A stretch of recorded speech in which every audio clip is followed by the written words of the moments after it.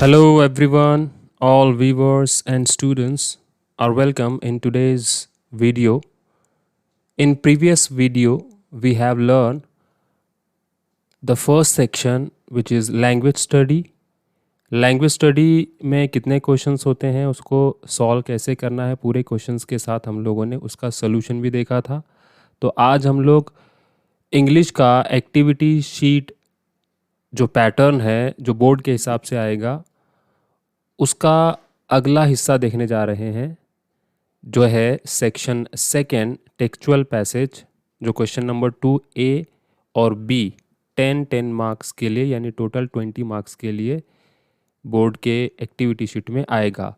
So no further delay, let's get started. Section second textual या seen passages, जिसमें question number 2A और B दिया जाता है। Read the following passage and do the activities.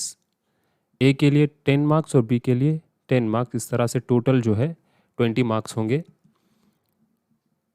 A1 और B1, यानी question number 1 ए में जो है A1 होगा और क्वेश्चन नंबर 2 का जो B है वो B1 होगा। जो पहला क्वेश्चन पूछा जाता है सिंपल फैक्चुअल एक्टिविटी को लेकर पूछा जाता है, जो 2 मार्क्स के लिए होगा। तो इसमें आसान जो है वाक़या हादसे पर मबनी जो है सवालात होते हैं। इस सरगर्मी के जवाबात इक्तबास में आसानी से मिल जाते हैं। इक्तबास इट मीन्स पैसेज में ऐसे क्वेश्चंस इसमें दिए जाते हैं जिनका आंसर पैसेज में होता है। इनमें जो है ज़ील की किस्म के एक्टिविटीज़ या सवालात पूछे जाते हैं, वो कौन कौन से, जिसमें होता है ट्रू और फॉल्स, सही या गलत जुमला को, सेंटेंस को पहचानना होता है। सेकंड होता है राइट और रॉन्ग, यानी जुमला सही है या गलत लिखना होता है। नंबर 3 होता है एग्री और डिसएग्री, जुमले को लेकर अपनी राय पेश करनी होती है, एग्री और डिसएग्री। 4 होता है पुट टिक मार्क, यानी टिक मार्क करना होता है, जिस तरह से यहाँ पर है, अगर जुमला गलत है तो इस तरीके से और राइट है तो इस तरीके से सिंबल की अलामत का इस सिंबल का यूज़ करते हुए टिक मार्क करना होता है। इस तरीके के भी क्वेश्चन जो है पूछे जाते हैं। अगला है fill in the blanks. 4 sentence दिए जाते हैं जिसमें सही वर्ड को, करेक्ट वर्ड को पैसेज में से उठाकर जो है फिल करना होता है। नेक्स्ट है कंप्लीट द सेंटेंसेस, जुमलों को मुकम्मल करना होता है। 7 नेम द फॉलोइंग, यानी वो पर्टिकुलर जो वर्ड है वो कौन सा है, उस वर्ड को पहचानना होता है, या नाम को, किसी शख्स या किसी जगह को पहचानना होता है। आंसर के तौर पर नाम आता है। ओके। नंबर 8 है आंसर 1 to 2 वर्ड्स, ऐसा सवाल पूछा जाता है जिसका जवाब एक या दो लफ्ज़ों में आता है। Number 9 who said to whom, sentence दिए जाते हैं पैसेज में से कि जितने भी पैसेज में किरदार होंगे, कैरेक्टर होंगे, किसने किससे कहा, वो पैसेज में से फाइंड आउट करके लिखना होता है। Number 10 choose the correct alternatives, एक सेंटेंस दिया जाता है, उससे रिलेटेड 4 ऑप्शंस दिए जाते हैं A B C D, उसमें से जो सही अल्टरनेटिव्स होते हैं या ऑप्शंस होते हैं उसको मुंतखब करके हमें लिखना होता है। नंबर 11 कंप्लीट द वेब, खाका दिया जाता है, वेब दिया जाता है, उसमें रिलेटेड वर्ड जो होंगे उसको पैसेज में से फाइंड आउट करके लिखना होता है। नंबर 12 है chart, table, diagram etcetera, chart पूछे जाते हैं, टेबल पूछे जाते हैं और डायग्राम भी पूछे जाते हैं, वगैरह वगैरह। तो इतने वैरायटी के जो क्वेश्चंस होंगे वो आएंगे एक्टिविटी 1 में सिंपल फैक्चुअल एक्टिविटी को लेकर, यानी आसान वाक़या या हादसे पर मबनी ये क्वेश्चंस होते हैं जो 2 मार्क्स के लिए होंगे। तो एक्टिविटी नंबर 2 ए में A2 आएगा और बी में B2 आएगा। क्वेश्चन एक ही तरह का होगा जिसको कॉम्प्लेक्स फैक्चुअल अंडरस्टैंडिंग कहते हैं। तो इस तरह के जो क्वेश्चंस होंगे वो तफहीम पर मबनी होंगे, इसमें बाज़ एक्टिविटीज़ के जवाब 4 या 5 जुमलों में, जबकि बाज़ के जवाब 1 या 2 लफ्ज़ों में मुतवक्का होंगे। यानी इसमें ऐसे सवाल पूछे जाते हैं जिसमें 4 या 5 जुमलों में जवाब होता है या 1 या 2 लफ्ज़ों में जवाब होता है। तो इस एक्टिविटी के जवाबात पैराग्राफ के मुख्तलिफ हिस्सों में मिलते हैं। तो लिहाजा आप एक्टिविटी की जो है खाका है, जो नोयत है, उसको समझकर जवाब लिखना होता है। इसमें जो है मंदरजा झील की जो है आप किस्में कौन कौन सी हैं जो इस एक्टिविटी में पूछी जाती हैं वो हम लोग देखेंगे। इसमें पहला टाइप का जो क्वेश्चन होता है, आंसर इन 3 to 4 सेंटेंसेस, 3 से 4 जुमलों में जवाबात लिखना होता है। नंबर 2, डिस्क्राइब, बयान करना होता है। नंबर 3, नरेट, नरेट करना होता है। Number 4, arrange the following sentence as per their occurrence in the passage. Arrange यानी 4 सेंटेंस दिए जाते हैं जो पैसेज के हिसाब से आगे पीछे होते हैं, उनको line by line, step by step, तरतीबवार लगाना होता है, अकरेंस जिसे हम कहेंगे। नंबर 5, WH टाइप क्वेश्चंस जो है इसमें पूछे जाते हैं।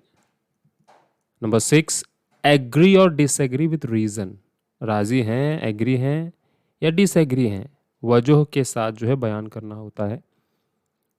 7 में भी हु सेड टू हुम, किसने किससे कहा, जो भी कैरेक्टर पैसेजेस में हैं जिनका जिक्र किया है पैसेज में, तो वहीं से किसने किससे कहा फाइंड आउट करके लिखना होता है। नंबर 8, कंप्लीट द फॉलोइंग और रीज़न, जुमलों को मुकम्मल करें वजह के साथ।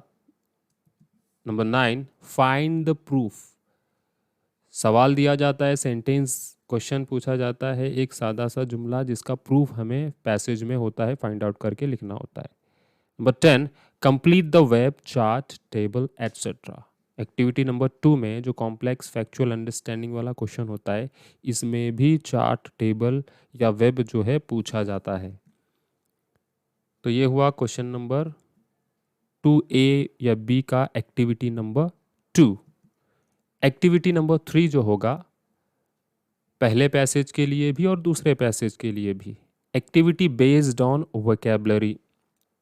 तो एक्टिविटी बेस्ड ऑन वोकैबुलरी में जो है, इसमें अंग्रेज़ी मज़मून के ज़ख़ीरे अल्फाज की मालूमात की जांच की कोशिश की जाती है। यानी कितना आप लफ्ज़ों के बारे में जानते हैं जो इंग्लिश से रिलेटेड हैं।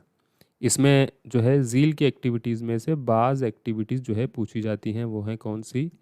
नंबर 1 आएगा इसमें, find out similar words, synonyms from the passage. Similar words पूछे जाते हैं, जो पैसेज दिया जाता है उसमें से फाइंड आउट करके लिखना होता है, हम मायने अल्फाज जिसे हम लोग कहते हैं।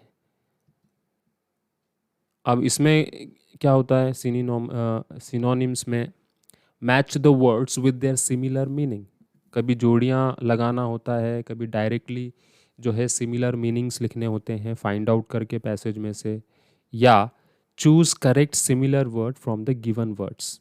कॉलम ए और कॉलम बी दिया जाता है, कॉलम ए में वर्ड्स होते हैं और कॉलम बी में उसके सिमिलर मीनिंग्स होते हैं जो गलत दिए जाते हैं क्वेश्चन पेपर में, एक्टिविटी शीट में, और आपको सही जोड़ियाँ लगाना होता है। तो इस टाइप के क्वेश्चंस होंगे। दूसरा टाइप का क्वेश्चन होगा बेस्ड ऑन वोकैबुलरी पर, find out opposite words, antonyms from the passage which mean. यानी अपोजिट वर्ड्स भी, अपोजिट वर्ड्स को लेकर भी क्वेश्चन जो है क्या होते हैं, पूछे जाते हैं पैसेज को लेकर। उसमें कैसे क्वेश्चन होंगे, match the words with their opposite meaning, जिस तरह सिमिलर मीनिंग पूछता है कॉलम ए कॉलम बी में, उसी तरह अपोजिट मीनिंग के भी कॉलम्स या मैच जोड़ियां लगाने के लिए क्वेश्चन पूछे जा सकते हैं। या choose correct opposite word from the given words, सही अपोजिट वर्ड को पहचानना होता है। तो ये सिनोनिम्स या एंटोनिम्स, इस तरीके के क्वेश्चंस को लेकर वोकैबुलरी बेस्ड क्वेश्चन पूछे जाते हैं। तीसरा टाइप का क्वेश्चन होगा, find out nouns, adjectives, verbs, adverbs, present participles, infinitives, describing words और classification of the same. Passage में से फाइंड आउट करना होता है नाउन को, एडजेक्टिव को, वर्ब को, एडवर्ब्स को, प्रेजेंट पार्टिसिपल्स को, इन्फिनिटिव्स को या डिस्क्राइबिंग वर्ड्स को जो पैसेज में होंगे। 4 टाइप के क्वेश्चंस होंगे, हिडन वर्ड्स और जंबल वर्ड्स। पेचीदा अल्फाज या छुपे हुए अल्फाज पैसेज में से फाइंड आउट करके लिखना होता है। Number 5, complete the word grid और पजल क्विज। पजल दिया जाता है, जिस तरह हम लोगों ने टीनेजर्स प्रेयर पढ़ने से पहले 10th क्लास में जो पजल हम लोगों ने सॉल्व किया, उसको उसी तरह का पजल दिया जाता है। Number 6, cross out, pick out odd man, यानी मुतफरिक जुज अलहदा करके हमें लिखना होता है। नंबर 7 होगा word register. Number 8, use word और phrases in your own sentence. एक फ्रेज दिया जाएगा, उसका जुमले में इस्तेमाल करते हुए हमें लिखना होता है। नंबर 9, वर्ड पजल और क्रॉसवर्ड, ग्रीड एटसेट्रा। लफ्ज़ों का पजल, क्रॉसवर्ड दिया जाता है, ग्रीड दिया जाता है, जिसको सॉल्व करना होता है। तो ये एक्टिविटी नंबर 3 में जो एक्टिविटी बेस्ड ऑन वोकैबुलरी है, इतने टाइप के क्वेश्चन जो है हमें किसी एक क्वेश्चन इसमें से जो है पूछा जा सकता है। तो ये तमाम तर क्वेश्चंस रिलेटेड हैं A3 या B3 activity based on vocabulary को लेकर, जो आएंगे 2 मार्क्स के लिए। इस सवाल में 8वीं से 10वीं जमात तक पढ़ी हुई ग्रामर पर मबनी कोई भी सवाल या एक्टिविटी जो है पूछी जाएगी। ये सरगर्मी question number 1A, question number 1B से मुख्तलिफ होगी। इसमें ग्रामर पर मबनी मंदरज झील जो है सवालात पूछे जाते हैं, जिसको कॉन्टेक्सचुअल एक्टिविटीज़ कहते हैं। तो वो कौन कौन सी हैं, जिसमें पहला है identification of tense and conversation of one tense to another. शनाख्त करना है, पहचानना है कि जो भी जुमला दिया जाता है वो कौन से टेंस का है, ज़माने का है। दूसरा, change the voice, active voice का जुमला दिया जाता है, उसको पैसिव वॉइस में कन्वर्ट करना होता है, चेंज करना होता है। Begin the sentence with object given, subject plus verb plus object जैसे जुमले की जो है ये बेसिक पैटर्न है। तो इसमें से ऑब्जेक्ट की शुरुआत करते हुए जुमला लिखना होता है, शुरुआत करनी होती है begin the sentence with object given. तो वो चेंज द वॉइस के क्वेश्चन पूछे जाएंगे ग्रामर में। नंबर 3, ऐड क्वेश्चन टैग या टेल टैग, क्वेश्चन टैग वाले सवाल पूछे जाएंगे।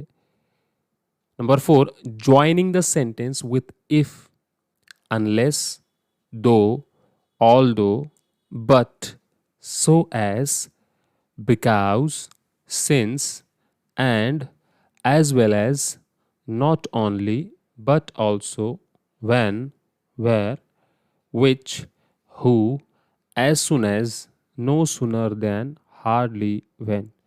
इतने वैरायटी वाले ग्रामर के क्वेश्चंस पूछे जाते हैं एक्टिविटी नंबर 4 में। नंबर 5 जो वैरायटी है, टाइप है, ट्रांसफॉर्मेशन असर्टिव टू एक्सक्लेमेटरी, यानी सादा जुमले से ताजुबिया जुमले में तब्दील करना। Exclamatory to interrogative to assertive, ताजुबिया जुमले से सवालिया जुमले में कन्वर्ट करना। निगेटिव टू अफर्मेटिव, है ना, मनफी जुमले से बयानिया जुमले में कन्वर्ट करना। Affirmative to negative, imperative to polite request, हुक्मिया जुमले से आजिज़ाना जुमले में जो है सेंटेंस को मुकम्मल करना। तो इस टाइप के भी क्वेश्चन पूछे जा सकते हैं। Number 6, framing WH questions and verbal questions, WH से शुरू होने वाले सवालात बनाने के लिए पूछा जा सकता है। डिग्री से रिलेटेड क्वेश्चंस पूछे जा सकते हैं। Number 8, identification of clause, main clause और सबऑर्डिनेट क्लाउज, ये 2 क्लाउज होते हैं। तो जो जुमला दिया जाता है उसमें से वो क्लाउज कौन सा जुमला वो किस क्लाउज से रिलेटेड है, आंसर लिखना होता है। तो इतने वैरायटी वाले क्वेश्चंस जो है ग्रामर में पूछे जाते हैं, चाहे वो बी वाला क्वेश्चन हो एक्टिविटी नंबर 4 हो या ए वाला एक्टिविटी नंबर 4 हो।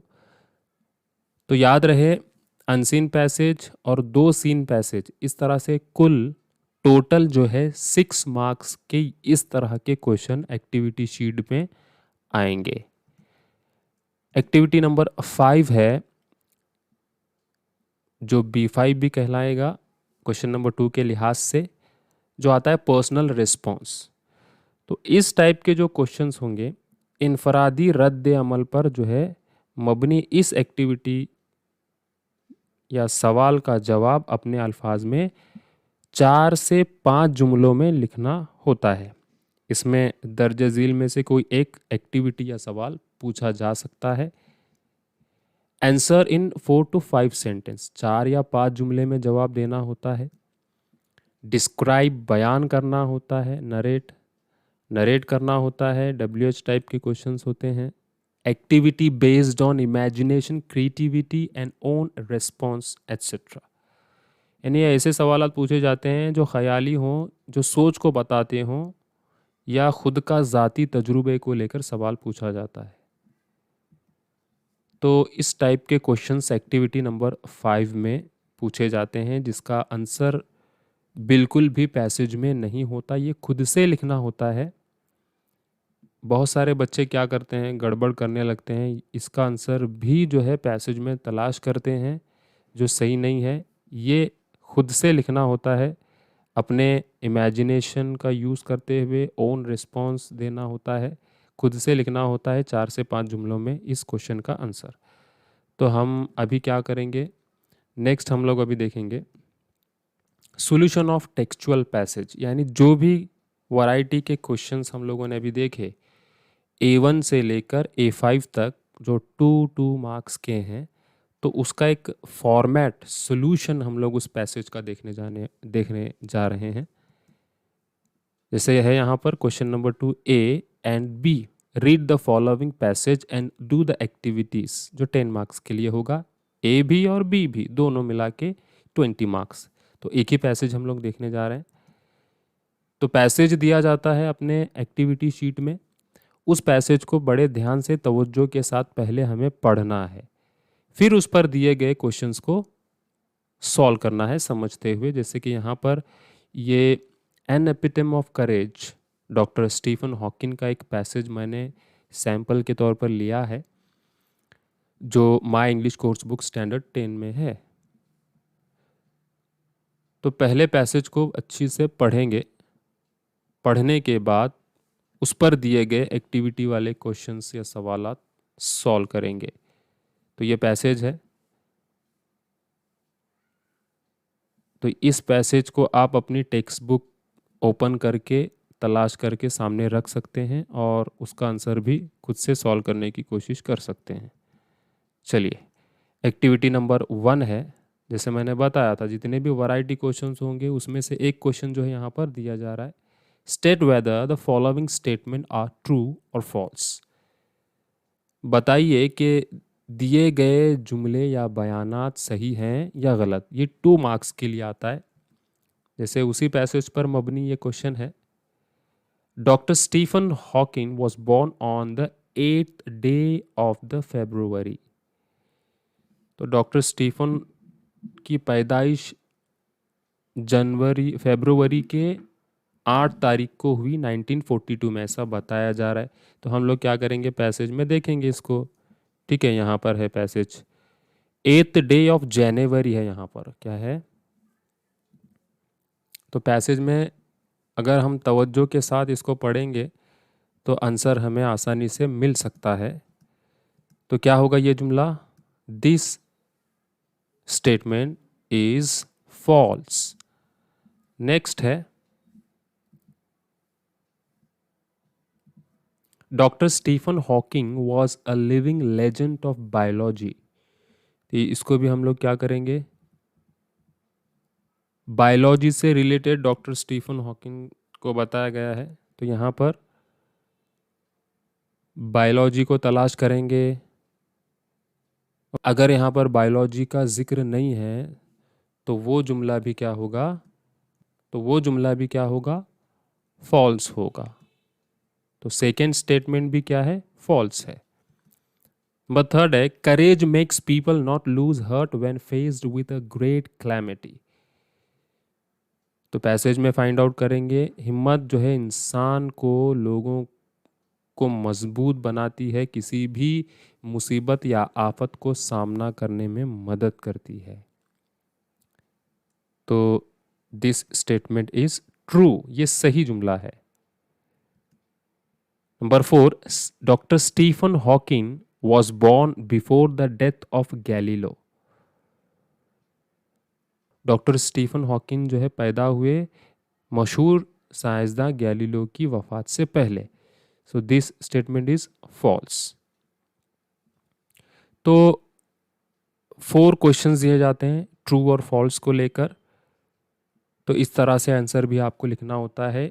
एक अगर सही आंसर आता है आपका तो हाफ मार्क मिलेंगे, और पूरे के पूरे सही आंसर आते हैं तो 2 मार्क्स आपको मिल सकते हैं। एक्टिविटी नंबर 2 का सॉल्यूशन देखेंगे। What do you know about doctor Stephen Hawking from this passage.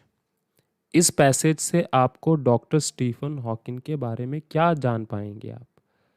तो इसका आंसर जो देखिए पैसेज में बिल्कुल रहता है। अगर हम पैसेज को बड़ी अच्छे से समझेंगे, समझते हुए पढ़ेंगे, तो आंसर हमको आसानी से फाइंड आउट हो सकता है।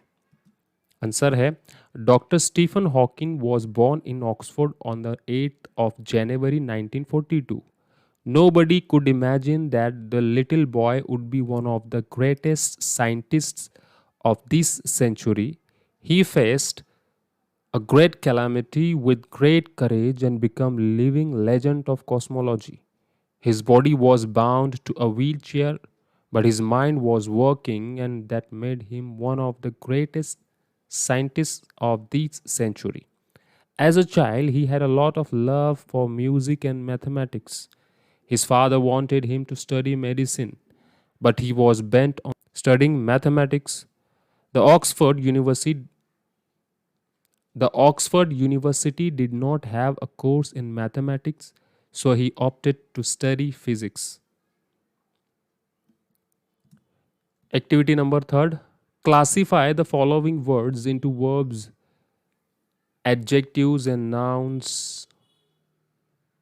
क्लासीफाई करना है यानी दर्जाबंदी करना है, अलग अलग करना है कि जितने भी वर्ड्स दिए गए हैं उनमें से कौन सा नाउन है, कौन सा वर्ब है, कौन सा एडजेक्टिव है। इस तरह से वर्ड्स हैं whole, know, little, predict, calamity, legend, mind, physics, great, imagine, wonderful, cruel, courage, faced, grave, heart, fate, course. Answer है इस तरह से आपको आंसर लिखना है। वर्ब में आएंगे know, predict, imagine, faced, grave. Adjectives में आएंगे little, wonderful, cruel, whole, great. Nouns में आएंगे calamity, legend, mind, physics, courage, heart, fate, course. Next question है ग्रामर से रिलेटेड होता है एक्टिविटी नंबर 4 में। जो पैसेज हम लोग देख रहे हैं डॉक्टर स्टीफन हॉकिंग का, उसमें से make the following sentence exclamatory. देखिए यहाँ पर एक्सक्लेमेटरी ताज्जुब या जुमला बनाना है मंदर जजील जुमले को। करेज is a truly a wonderful thing. सही मानों में हिम्मत एक बहुत ज़बरदस्त चीज़ है। अब इसको, ये सादा जुमला है, इसको हम लोगों को क्या करना है, एक्सक्लेमेटरी में कन्वर्ट करना है। आंसर है what a wonderful thing courage is. Last में एक्सक्लेमेटरी सिंबल आना चाहिए जैसे यहाँ पर बताया गया है। तो जब भी हम लोग एक्सक्लेमेटरी सिंबल का जुमला बनाते हैं तो ये लास्ट में हेल्पिंग वर्ब आना चाहिए, और ये जो है सिंबल का आना भी ज़रूरी है। Next question, he was very clumsy. ये भी एक सादा जुमला है, इसको एक्सक्लेमेटरी हमें बनाना है। आंसर है हाउ क्लमसी ही वॉज। तो जैसा कि यहाँ पर हेल्पिंग वर्ब लास्ट में आता है और उसके साथ एक्सक्लेमेटरी सिंबल लगाना होता है। तो इस टाइप के क्वेश्चंस, ये एक सॉल्यूशन है, एक फॉर्मेट है ग्रामर से रिलेटेड जो पैसेज हम लोग देख रहे हैं।